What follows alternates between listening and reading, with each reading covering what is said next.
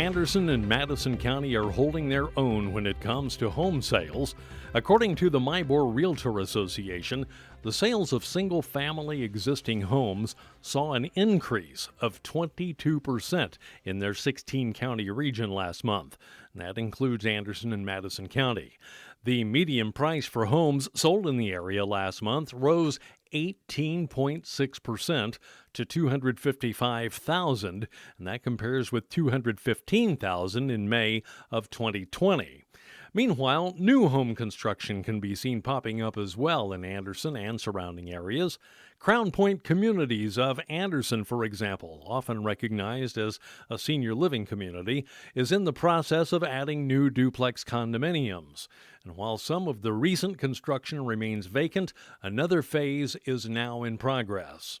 Now, for those who may not be ready to purchase a new home yet, a new community proposed for Anderson's northeast side could be an option that would attract new families and new dollars to Anderson if a project presented to the Anderson City Council gets the go-ahead for rezoning next month. According to plans presented by Renewing Properties, LLC, the development would occupy the nearly 18 acres at the site of the former Anderson Christian School on Lindbergh Road.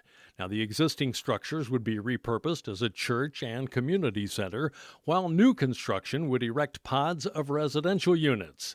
At the council's virtual meeting recently, the developer's zoning consultant, David Gilman, shared the company's vision with the 9 members of the council. We think that there's such a demand for this product in Anderson for 111 units, single-story townhomes.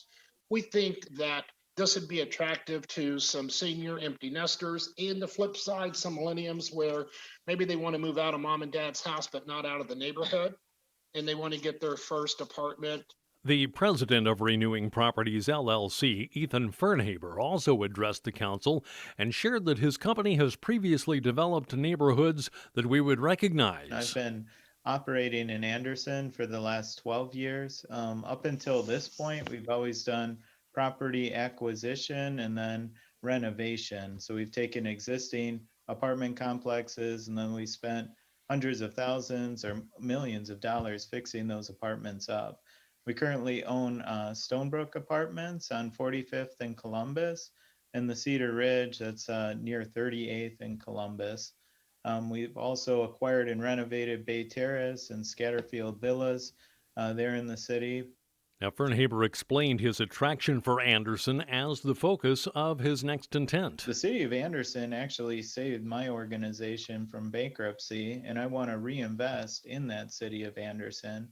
And the reason why is because we don't have enough rental units. Both of our complexes are absolutely full. So when new citizens come to your city, we need to turn them away to either other complexes or different cities because we don't have enough units to rent. Now, as the council members asked details about the development, Fernhaber addressed some of their concerns. This will not be a subsidized property. I have a deep passion for the city of Anderson. I think if you would go to our properties, you would see that they're well operated and that we want to reinvest dollars into Anderson instead of exporting wealth out of Anderson that you guys have probably seen too many times before. The price tag for the investment is expected to be $6 to $8 million, not counting the $1 million set aside for the church.